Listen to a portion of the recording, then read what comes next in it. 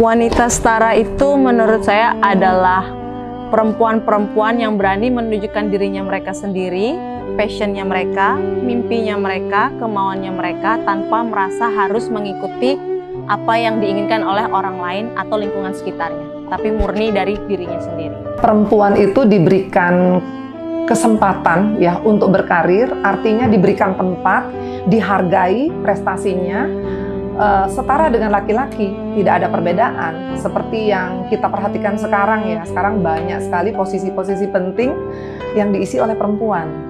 Yang selama ini kaum perempuan itu selalu dianggap nomor 2 karena ada sebuah culture atau apa istilahnya ya, cerita zaman dulu perempuan itu harus di bawah atau seperti apa.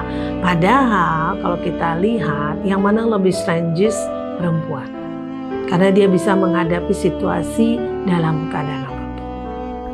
Perempuan dan laki-laki bisa mendapatkan kesempatan dan juga akses terhadap hak-hak dan kewajiban yang sama, maupun itu di bidang pendidikan, karir, dan seluruh bidang kehidupan.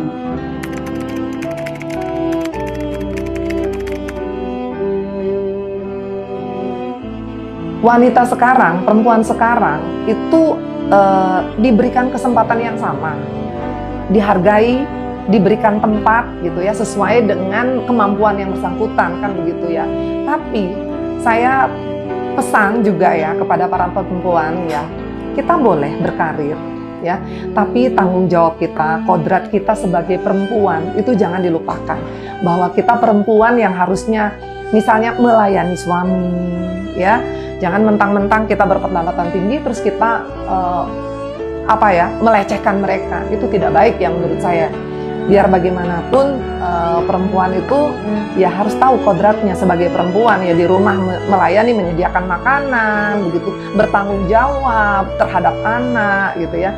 Itu yang saya tetap harapkan kepada perempuan-perempuan Indonesia ini. Jangan melupakan kodrat sebagai seorang perempuan. Itu dia harus lebih mandiri, artinya lebih tangguh, dan tentu saja setiap kemandirian lebih tangguh itu harus memiliki positive vibes.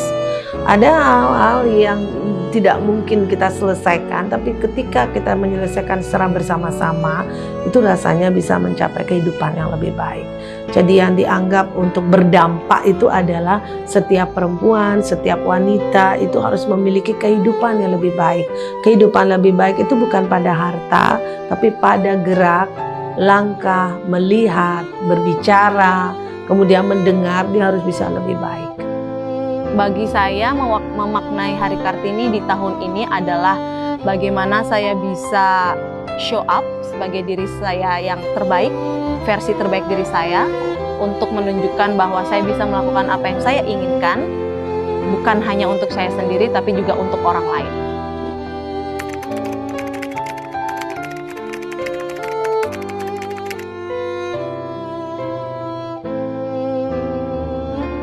Perjuangan beliau yang saya ingin lanjutkan adalah bagaimana kita bisa start dengan diri sendiri sebagai wanita yang punya kemampuan, kemauan untuk semangat mengejar mimpi dan aspirasi kita tanpa memikirkan ada batasan-batasan stereotip gender misalnya. Ibu-ibu tangguh sosial, mengapa? Baik dia pekerja ASN statusnya ataupun non-ASN, dia berusaha terus melayani masyarakat. Walaupun dalam kesehariannya dia juga menjadi ibu rumah tangga di rumah. Bayangkan dia harus berbagi dua pemikirannya ketika di keluarga ataupun di kantor. Berhasil memajukan perempuan-perempuan yang ada di Indonesia, sehingga seperti kita saat ini tidak dibatasi ya untuk mengikuti pendidikan, untuk menduduki posisi-posisi penting gitu ya. Di Indonesia ini kan banyak, presiden udah pernah perempuan ya, menteri apalagi gitu kan ya. Jadi harapan saya ke depannya akan banyak lagi bermunculan perempuan-perempuan hebat ya di Indonesia ini. Saya masih tetap juga berharap di Indonesia ini tetap memberikan kepercayaan gitu ya, memberikan kesempatan kepada para perempuan kalau memang dia berkompeten gitu ya.